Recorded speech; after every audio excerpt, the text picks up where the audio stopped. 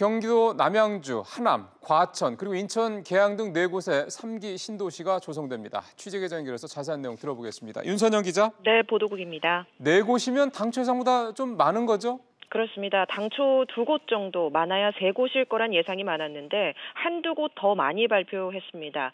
신도시급 대규모 택지는 6만 6천 가구가 들어설 남양주 왕숙과 3만여 가구의 하남 교산, 그리고 2만 가구가 조금 안 되는 인천 계양입니다. 여기에 신도시급은 아니지만 과천에도 7천 가구의 중규모 택지가 조성됩니다. 정부는 당초 수도권에 모두 30만 호 공급 계획을 밝혔는데 이 가운데 절반인 15만 호를 오늘 한꺼번에 발표했는데요. 그만큼 부동산 시장을 안정시키려는 강한 의지를 보여준 것으로 풀이됩니다.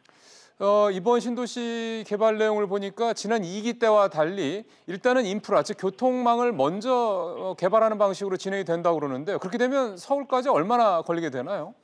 네, 정부는 선교통, 후개발 원칙을 강화해서 서울 도심과의 접근성을 최우선으로 고려했다고 밝혔습니다. 특히 GTX 등 광역교통망 축이 인접해서 서울 출퇴근이 30분 내외로 가능한 곳들이 선정됐습니다. 우선 남양주는 이 GTX B역과 진접선 풍양역을 새로 짓고 수소 간선 급행버스 BRT도 도입해서 교통망을 개선하기로 했습니다. 하남은 서울 도시철도 3호선 연장을 추진하고 인천 계양은 인천 1호선에서 김포공항역 등 신교통형 BRT가 신설됩니다. 과천은 양주 덕정에서 수원을 잇는 GTX C노선을 앞당겨 추진할 계획입니다. 자, 이들 지역에 아파트가 언제부터 공급이 된다는 겁니까?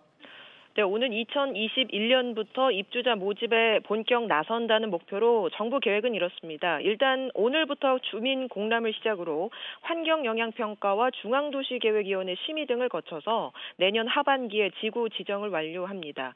이듬해 지구 계획을 수립하고 보상 절차에 들어가면 2021년부터는 입주자 모집이 시작될 것으로 보입니다. 전문가들 평가도 한번 좀 들어볼까요?